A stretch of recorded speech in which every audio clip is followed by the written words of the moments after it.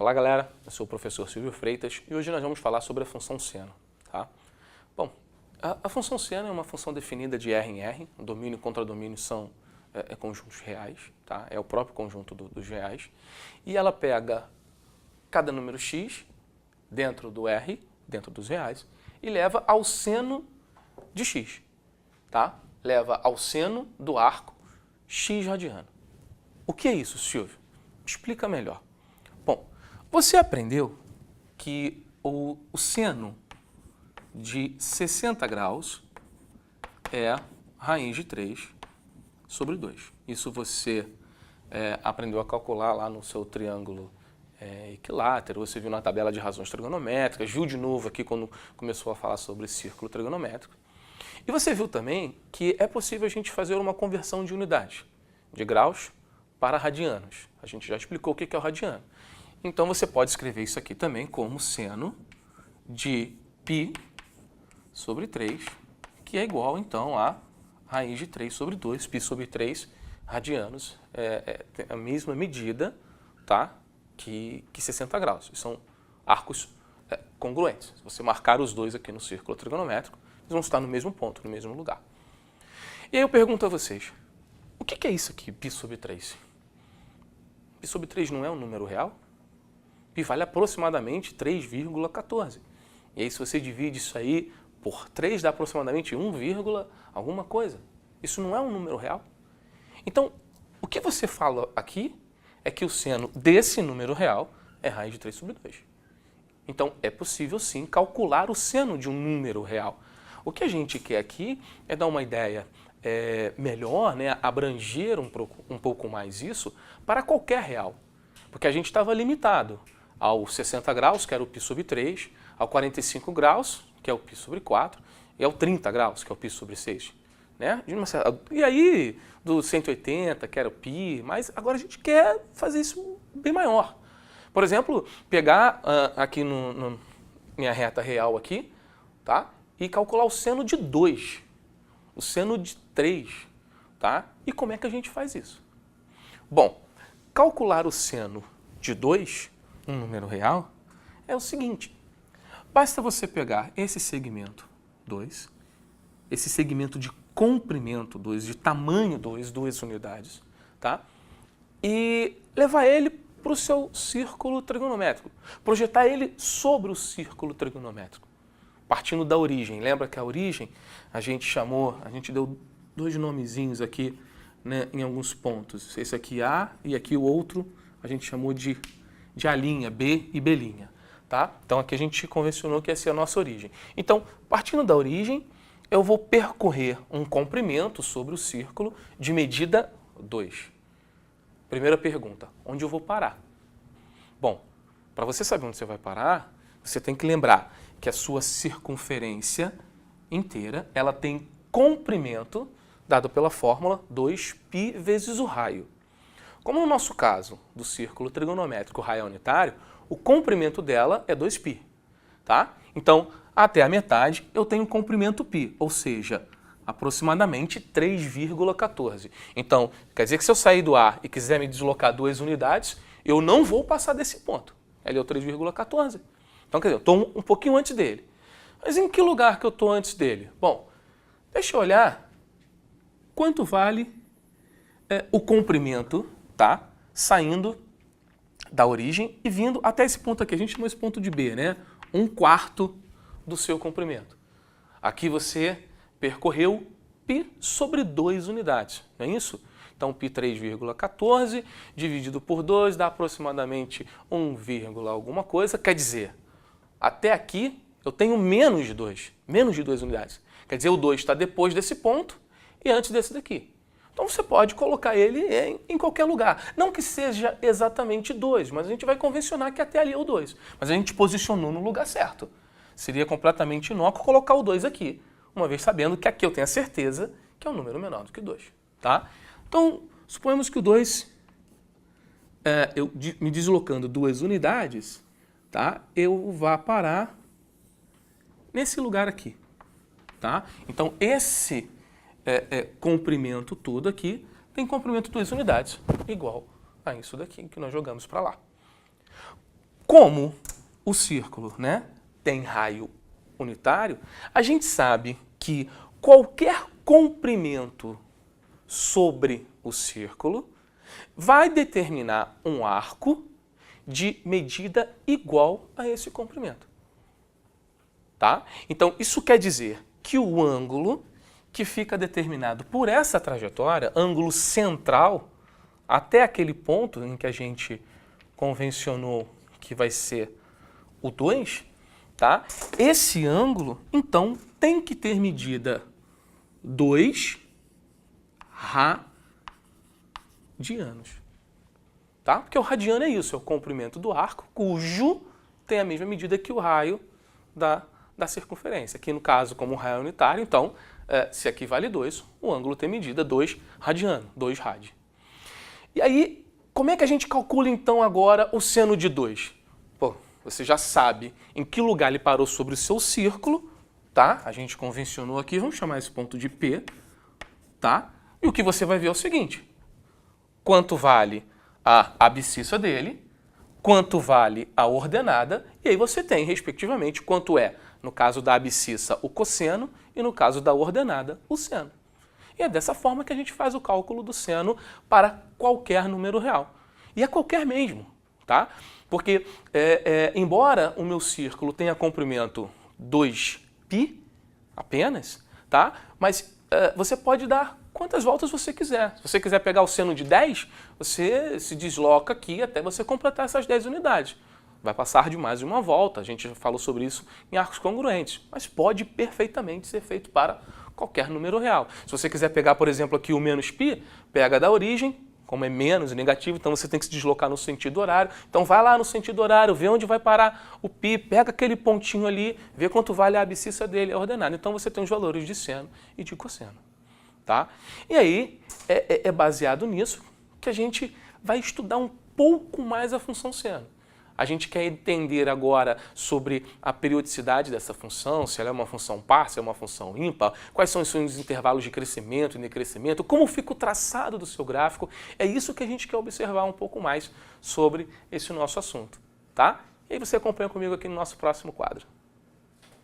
Bom, então aqui, nesse próximo quadro, eu estou colocando para você uma tabela, onde aqui eu vou fazer uma escolha de x, essa escolha foi arbitrária, tá? Eu escolhi esses valores para x, todos eles aqui reais, tá? Aqui a gente vai fazer o cálculo desse seno, tá bom? E aqui a gente vai obter o par ordenado xy, tá? Que seria o par ordenado, o valor resultante da escolha do x com o resultado do seno desse x.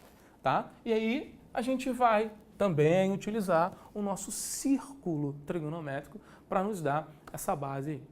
Se você preferir, como a gente sabe que existe essa preferência, muitos alunos gostam de trabalhar com esses valores aqui em graus. Pode fazer a conversão para fazer o cálculo aqui também, tá bom? Então vamos lá fazer o cálculo desses valores, tá? Bom, então o seno de 0 é 0, e aí a gente obtém o primeiro par ordenado, 0, 0. Quer dizer, 0 para x e 0 o resultado, o y, tá? Bom, seno de π sobre 3, lembra lá, quem fez a conversão, o π sobre 3, né? Esse π aqui, para fazer a conversão, π radiano equivale a 180 graus, dividido por 3 dá 60, tá? Então aqui eu estou calculando seno de 60, raiz de 3, sobre 2. Então, mais um par ordenado. Se x é π sobre 3, então y é raiz de 3 sobre 2. Veja que aqui, tá, nós estamos aumentando o valor de x e a abscissa também o valor dela aumentou. Saiu de 0 para raiz de 3 sobre 2. Então, isso sugere, tá, que nesse pequeno intervalo de x, a função seno seja uma função crescente. Isso sugere, a gente ainda não pode afirmar que seja exatamente isso, tá? Isso sugere. Vamos fazer os nossos próximos pontos. π sobre 2, então seno de π sobre 2 é 1. Lembra, aqui no π sobre 2 é onde a função seno ela atinge o seu máximo. A gente já viu no nosso círculo trigonométrico que tanto seno e cosseno, eles têm máximo e mínimos, valendo respectivamente 1 e menos 1. Para o seno, o máximo acontece no π sobre 2. Se é máximo, quer dizer que ninguém tem a ordenada, a imagem, maior do que esse valor. Tá? Então aqui, mais 1 para ordenado, π sobre 2 e 1. Bom, seno de π é 0, então mais 1 para ordenado. E aqui você vai talvez fazer uma primeira pergunta, uma primeira indagação, que é a seguinte: Silvio, nós estudamos na função periódica o seguinte, que podem existir intervalos, pequenos saltos no eixo x, tal que as imagens, né, os valores de y, venham a se repetir. E isso aí pode caracterizar o período da função. Tá? Então aqui você viu que o y é 0 e aqui aconteceu de novo o y sendo 0. Então, vamos parar para perguntar, será que o intervalo pode ser π? E aí, qual foi a resposta que você chegou? Sim ou não? Espero que você tenha respondido não. Por que não, Silvio? Porque as imagens ainda não se repetiram. Olha só, nós só passamos pelo máximo. Cadê o mínimo da função? Quer dizer, que você não passou por todos os pontos da função, você não englobou toda a imagem dessa função. Então, esse não pode ser o período da função. Tá? Até por conta disso, na escolha dos valores de x, de uma certa forma foram aleatórios, mas eu coloquei pontos aqui estratégicos. Pontos esses que são divisores de quadrante. Olha lá, 0, o π sobre 2, o π, a gente vai fazer o cálculo aqui do 3π sobre 2, que vai ser o mínimo, tá? E coloquei mais alguns pontos entre eles para a gente ter uma melhor noção aí, então, desse comportamento da função, tá? Então, como nós já vimos, aqui, esse intervalo de π unidades não pode ser o seu período, tá? Então, vamos continuar com esse cálculo aqui. O 5π sobre 4 vale raiz de 2 sobre 2 negativo, tá? 5π sobre 4, ó, auxílio aqui do nosso círculo trigonométrico. Aqui é π sobre 4, significa dividir o círculo, tá? A cada 45 graus. É a referência, é a relação aí que você faz com o π sobre 4, tá? Então aqui, ó, 1π sobre 4, 2π sobre 4, 3π sobre 4, o 4π sobre 4 e aqui, ó, o 5π sobre 4, tá? Lembra que aqui no terceiro quadrante o seno ele é negativo. Então, por isso o raiz de 2 sobre 2 negativo, e aí a gente tem mais um par ordenado aqui, que é o 5π sobre 4 e menos a raiz de 2 sobre 2. E aqui mais uns pontos divisores de quadrantes, 3π sobre 2, o seno aqui é menos 1, aqui é o mínimo, quer dizer, dali para baixo não vai ter mais nenhum valor de y que a gente consiga associar com essa função, tá? E aqui no 2π, o seno de 2π é 0. Então, mais dois pares ordenados, 3π sobre 2 e menos 1, e aqui agora o 2π e o 0.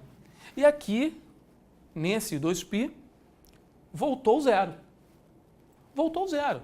Então, quer dizer, você começou pelo 0, passou pelo máximo da função, quer dizer, daí para cima nada acontece, tá?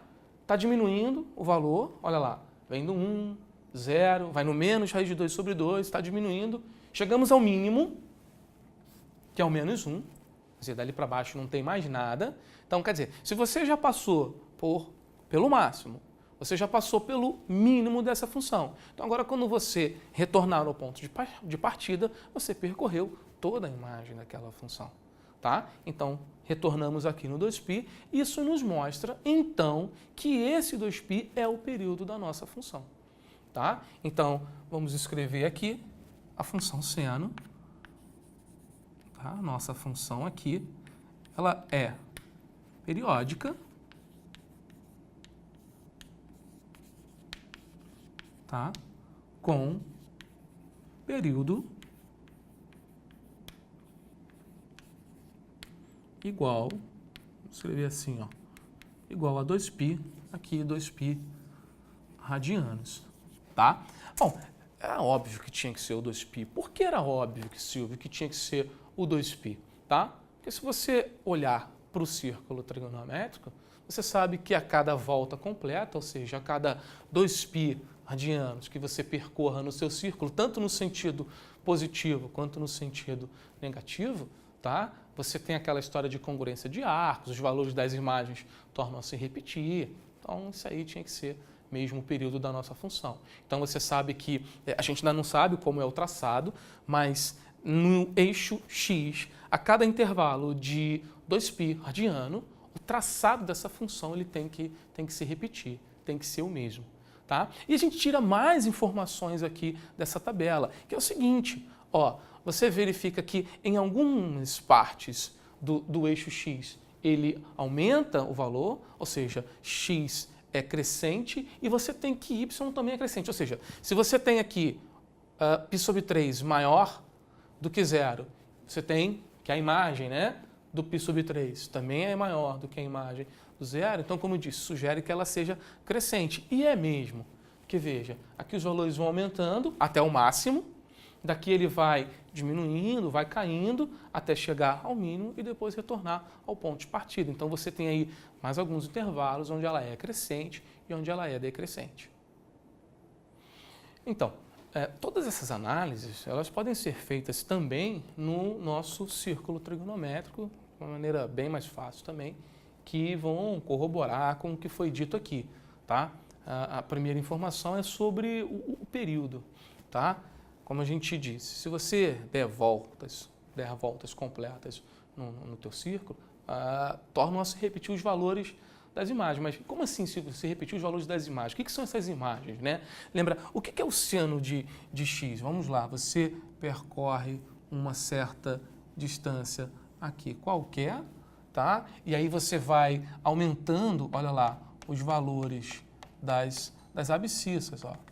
Aqui seja uma abscissa, tá? E de novo, se você continuar percorrendo no teu círculo trigonométrico, essa abscissa vai aumentando, tá? Então, esse período, esse intervalo aqui é um intervalo de crescimento, aí você atinge o máximo da função no π sobre 2, aí daqui até o π, olha lá, você está diminuindo, você está se aproximando da origem em relação a essa altura, tá? Vai passar do π, olha lá, ele continua diminuindo até chegarmos ao mínimo, que é o -1, e aí daqui de novo ela volta a crescer. Então você tem, nesse pedaço inteiro aqui, nos quadrantes 1 e 4, tá?